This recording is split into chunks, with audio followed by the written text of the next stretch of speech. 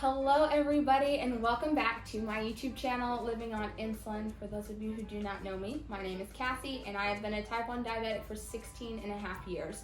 Today I have some very special guests on my channel and I'm very excited. We've had this video planned for like a very, very long time since I started the channel and we're finally getting to do it. So today I have my friend Mrs. Rachel Woodward and her son Silas.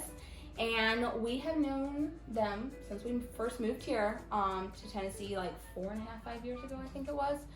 And like our moms just know each other real well, just with us being diabetics. There's something in common. When we lived in Ohio, I did not have anybody there that was a diabetic.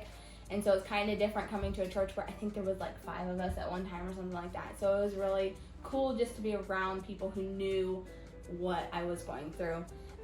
So we're just going to do this Q&A. This is a little different since Silas is a guy and a teenager and the other guy that I did was a college student. So, and I also have his mom. So I just think that this is going to be a really cool video. So we'll get on to this video and I hope that y'all enjoy it.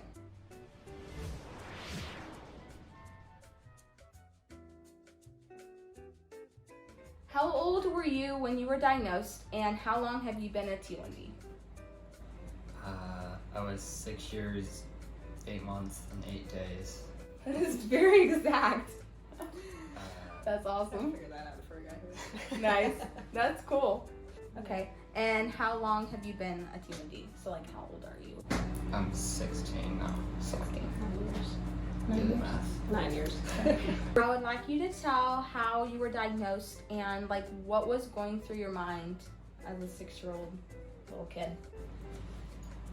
I don't remember much, but I remember going to our doctor, Dr. Glover, and then I remember my mom and him talking a bunch, and I remember we were on the road on the way to Children's Hospital, and then I remember my mom was on the phone with my dad, and then on the way there I was just thinking, because Children's Hospital, the only thing it meant to me then was when my brother Wyatt, he went there, got stitches once, and he got to play Wii.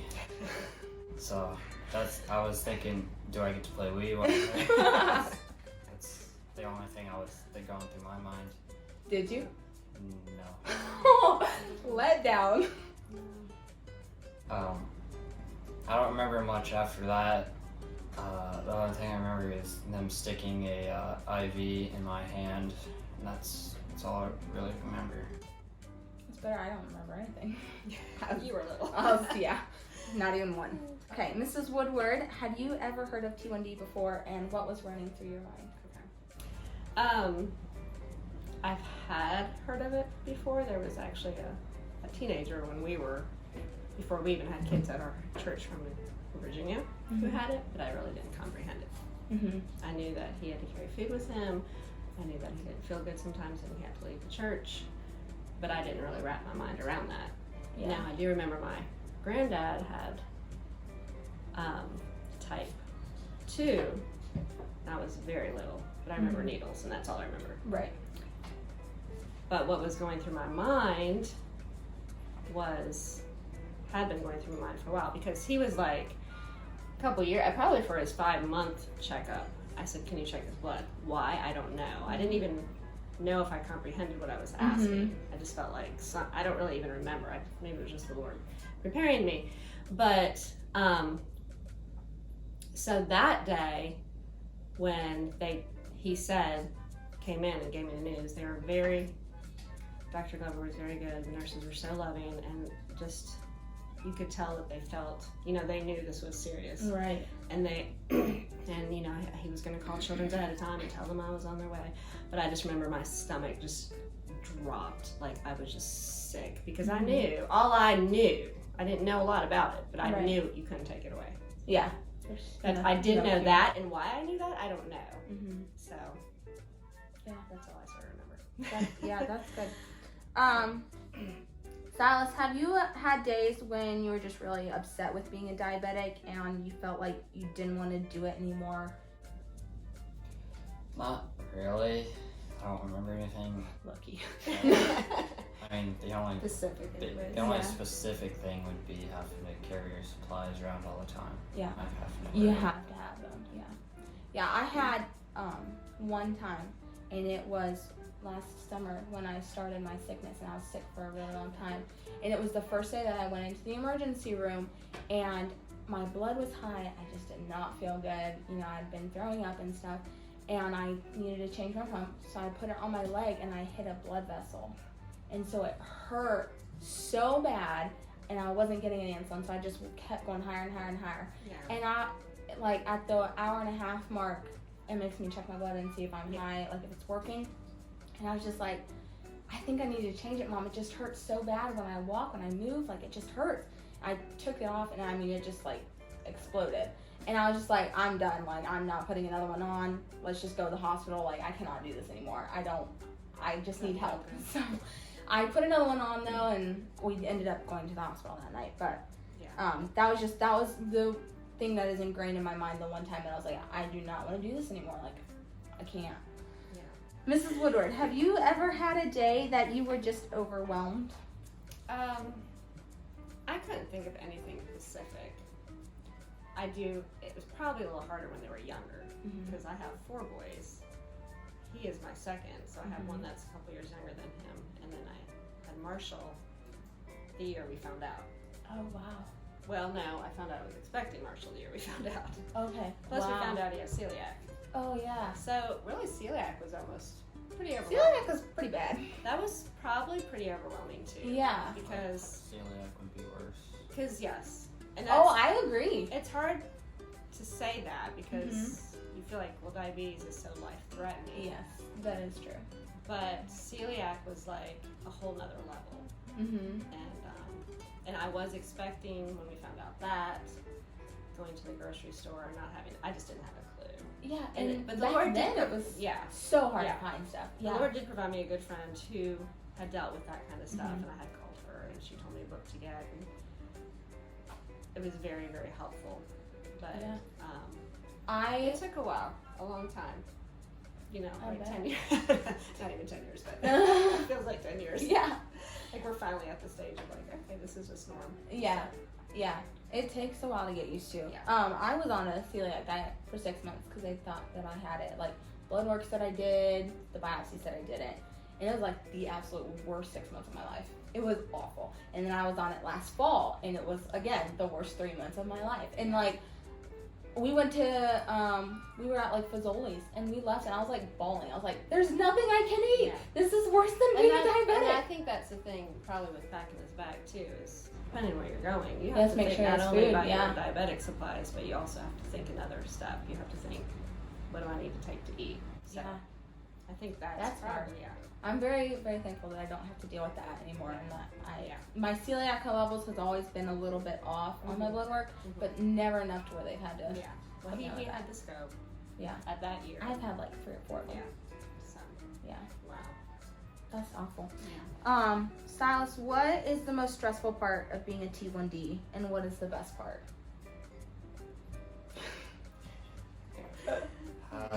Probably most stressful is just like when you're running out the door, making sure you have everything with you that you need. Oh, I forgot this. Oh, gotta get this too. Oh, no, that. And everybody's gonna do it. Yes, come on. Yep. Best part, I don't really know. Maybe when I was little, I got really excited when I was low. Yeah. Because then I got to have candy or Yes. box or something. Yes. I remember doing that. We were at church one time and I was really low. Mom picked me up, I was like 7 or 8. She picked me up, ran down the stairs, and sat me on the floor and said, "Don't move." And she gave me like 2 Twinkies. It was the best. I loved it. Yeah, it was really great. Same for you, Miss Woodward. What is the most stressful part, and what is the best part? What is the most stressful part? Let's just keeping an eye on his numbers. At night, night yeah. and day. Yeah, yeah. Night and day. The best part? Is that what you're asking me? The best part? Well, I was teasing him. The best part is like we've got friends. Yes. Yes. You have You me in meet, your life. well, you meet friends. You get to be encouragement to them, and Yeah. they definitely are encouragement to you. So. The T1D community is so supportive. Yeah, because there are, in a way, so few of us. Yeah. And we all have to go through this that really nobody else understands. You can just say a word or two and you understand. Yeah, exactly. What they're going through, what they're saying. Yeah. So. It's really nice. Silas, what would you want to say to someone who is in your shoes, maybe just a teenage guy wanting to live a normal life but has T1D and maybe struggling with life? A lot of teenagers commit suicide or have depression because of their diabetes. What is an encouraging word that you could say to them? I mean, it's sort of what you make it. When you take care of yourself, you're gonna be happier. I feel like if you're like high all the time, you just don't take care of it, you're gonna be not feeling the greatest. Yeah, feel grumpy. Yeah. Like the Hulk. That's how I feel. I was gonna say he's felt both, so you know. Yeah. Yeah. Come to that realization. Yeah, and if you're not feeling good, it's probably because you're not taking care of yourself. Yeah. You're high all the time, which makes you feel awful. Mrs. Woodward, what would you have as an encouragement for parents of diabetics? I guess I think I read a book or was told, not long, he might have been a couple years older, like 7 or 8, but just that I didn't want him to come in and like, oh, what is your numbers? Are you okay? Da, da, da, da. Yeah. He still has hobbies. He still has things he likes. He still has, like, he's into photography and videography. He likes to work. He has friends. So just to make an effort to be a part of that too, and not, because it's easy. It's easy to get obsessed with, have you done this? Have you done that? Have you done this? And forget to say, how was your day? Or, what'd you get to do today? Or ask them about the project they might work on, or talk about their school, or something like that. Mm-hmm. So just to encourage them in that, because they are a type 1, but they are who God made them to be, and that can be a step further. Yeah. So let them live a normal life, yes, but as much as possible. keep an eye on them and say, Yes. don't let them live a too normal life. Yes. I mean, you always have to be. And with technology, that has been so grateful, because we have the phone, we have an app now, Right. we can look at them and see their numbers. If it's handy, a lot of times I'll say, Silas, what's your numbers? He's like, Mom, we got her phone. But it's way over there. That's what Mom does that too. And my hands are in raw meat. Okay, yeah, she actually has to know. My mom has. So, but, it doesn't have to be that all the time. So, Yeah. you can look and see for yourself what his numbers are, and check on them.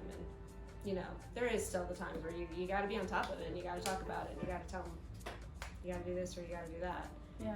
But there's other things too. Yes. Yes. Alrighty, well that is all the questions that we have for today.